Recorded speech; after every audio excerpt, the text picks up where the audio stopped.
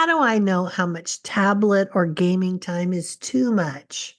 When parents ask this, they often add that their child is on the computer, phone, gaming console all the time. It's clearly a source of frustration, but I think some of the frustration is because of a mistaken story that you're telling yourself.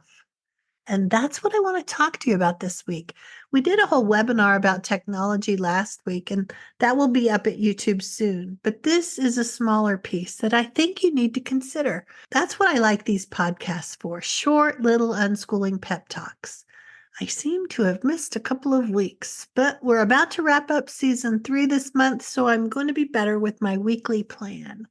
I don't have any advertising or sponsors for the podcast, just you and me here. And that reminds me, I want to tell you something. I think it's really great that you're trying to figure out a game plan that works for your family, for your kids. It would be easier to just ride along, doing what everyone else is doing. But here you are looking for solutions.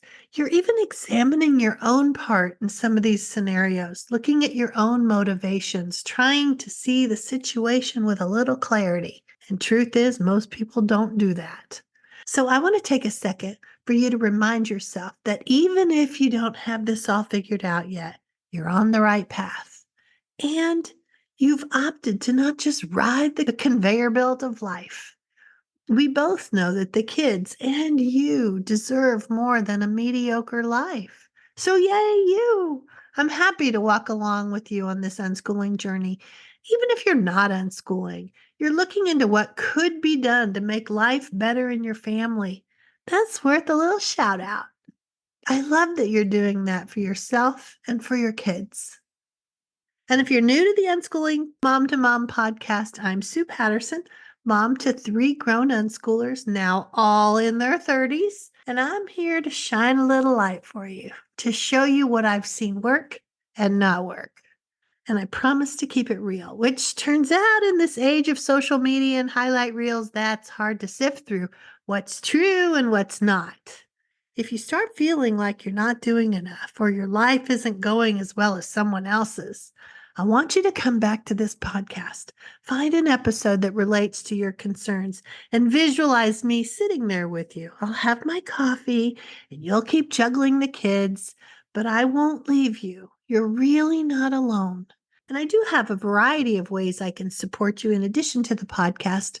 We could set up regular calls. You could join an entire community of unschooling parents, all at various points on their own unschooling journeys. If you're feeling isolated, I really think this is something you should do. And podcast listeners can join us without paying the $99 sign-up fee. And if you're catching the recording on YouTube, I'll have links for you to save the fee as well. So check out the show notes on whatever platform you're using. You need support sooner than later, though. The frenzy of searching for next year's curriculum is about to start, and I'd really like to toss you a lifeline for that. Okay, back to this week's topic, technology again. I have a couple of other podcasts that are related to technology if you want to binge a little on the topic. You can go to podcast number 75, 52, and 30. Your own little playlist. Usually when I dive a little deeper with parents who say that their kids are on their devices nonstop, I discover that they're still going to soccer practice, playing with the dog, doing a family movie night, all sorts of things in addition to playing on their electronics. The parent is also making sure they can hang out with a friend or two, go to a homeschooling activity, or make a weekly trip to the library.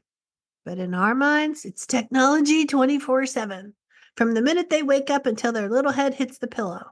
And why do we do this to ourselves, to our kids? It's the usual culprit, unchecked fear. I've spoken about confirmation bias, but in case you missed it, it's what we do when we're trying to find evidence to support our conclusion. It's a cart before the horse thing. Instead of examining the data, observing the situation objectively, and then coming up with a conclusion, we start with the conclusion. They're on their computers too much. And then, aha, see, that's what I thought when we see them happily gaming at home. Yes, we just got back from something out in the community, but we dismissed that piece of information. Gaming. There it is. Again. So it might be helpful to put yourself on a scavenger hunt. Make a note of all the other things they're doing in their daily lives. Take it to a granular level. Do they eat meals? Do they shower? Do they have a conversation with you? But then also, do they go to the skate park, see a movie, go to a friend's house, play with cousins? Write it all down. Keep track for a week. See if you see any patterns, but also show yourself a more accurate representation of their days. So, after you've done this more accurate assessment for a week or so, you can see what's going on. There really could be trends. They get online when you're busy, or then when you're not busy anymore they're fully engaged. But that may be more about you making a shift with them before they get online. That may be the solution. Yes, unschooling is all about the flexibility of life, but it's also about individualizing the plans for your own family's needs. Do you need to take some responsibility and make a little more of a plan? That doesn't mean plan it out hour by hour. Could it just be done in blocks like morning, afternoon, and evening? What are some things you and the kids would enjoy doing together? What would be a good time of day to do it? Would it be helpful to plan for it after one of the more natural transition points like meals? All of this is good data to accumulate so your fear of technology doesn't grow and start running the show. And if you're still at a loss for what to do with them, because let's face it, opting for curriculum takes all the guesswork out of things. It doesn't do anything for individualizing, and it certainly adds to more power struggles.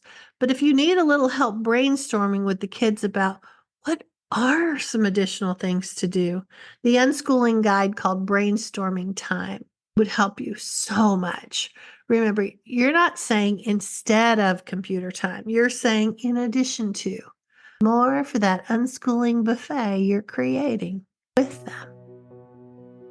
Thanks for listening to the Unschooling Mom to Mom podcast. Let us know in the comments what you thought of this episode or if you have some ideas for the future. We're about to start our 4th year at this. Over 268,000 downloads since we started in March of 2021. And I like to think of that as an indication that more parents are seeing that duplicating school is not the best way to raise children, and that the world is full of all sorts of ways to learn. We just have to deschool a little more, take off those blinders, and open up to new possibilities. I hope you have a great week with the kids, and I'll be back to talk with you again soon.